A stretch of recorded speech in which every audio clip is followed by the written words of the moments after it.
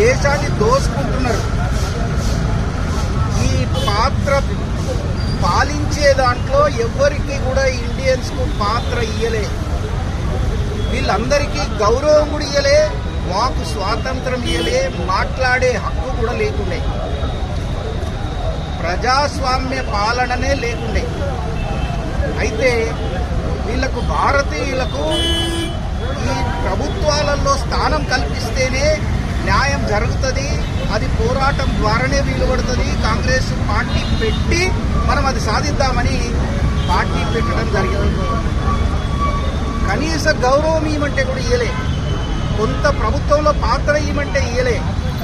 అప్పుడు ఈ బ్రిటిష్ వాళ్ళు వద్దు, ఈ రాజుల పాలన వద్దు, ఈ డిక్టేటర్షిప్ వద్దు, ఇది మనం ఉద్యమాల ద్వారానే సాధ్యమని కాంగ్రెస్ పార్టీ మామూలుగా అడగటం మొదలుపెట్టింది. అడుగుట్లో ఫెయిల్ అయిన తర్వాత ఉద్యమాలు చేయటము, వాళ్ళకు వ్యతిరేకంగా పోరాటం చేయాలి, మనం తుపాకుల ద్వారానే సాధ్యం అని కొందరు మాట్లాడితే, కాదు అహింసా సిద్ధాంతం ద్వారానే మన కాంగ్రెస్ సిద్ధాంతం ఉండాలి, అన్ని కులాలకు మతాలకు సమాన గౌరవం ఉండాలి, అది ప్రజాస్వామ్యయుతంగా ఎన్నుకోబడ్డోళ్లే మనల్ని ఏలాలే తప్ప ఈ బ్రిటిష్ వాళ్ళు ఈ రాజులు కాదు అని అప్పుడు ఉద్యమం చేపట్టి క్విట్ ఇండియా మూవ్మెంట్ తేవటం కానీ, సహాయ నిరాకరణ ఉద్యమం చేయటం కానీ, బ్రిటిష్ వాళ్ళను భారతదేశంలో అందరినీ ఒకతాటిపై కాంగ్రెస్ పార్టీ కిందికి తీసుకొచ్చి వాళ్లకు వ్యతిరేకంగా పోరాటాలు చేయడానికి గాంధీ మహాత్ముడు కొత్త సిద్ధాంతాన్ని, వాడి దగ్గర తుపాకి ఉంది, మన దగ్గర తుపాకి లేదు కనుక మనం తుపాకితో వాడిని కొట్లాడలేము, మన దగ్గర లేదు కనుక అహింసా పద్ధతి ద్వారానే మనం సాధిద్దామని ఉద్యమాలు చేపట్టి